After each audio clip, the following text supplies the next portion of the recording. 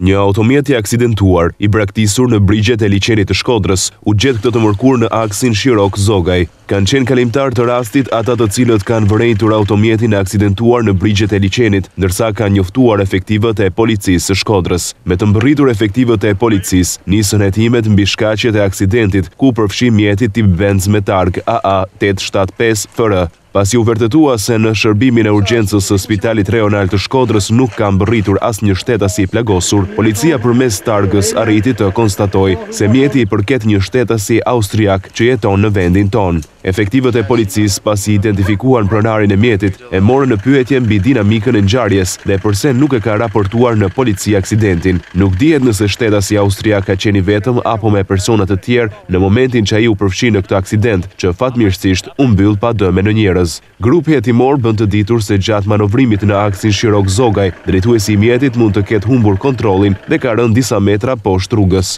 Duke qenë shtetasi huaj, ky i fundit është larguar nga vendi i ngjarjes pa njoftuar policinë për të rikthyer mëngjesin e një dite më pas. Megjithatë, njoftimi i policisë nga kalimtarët e rastit ka bërë që shtetasi austriak të shoqërohet në mjediset e komisariatit të Shkodrës për të marrë në pyetje mbi atë se çfarë ka ndodhur mbrëmjen e së martës.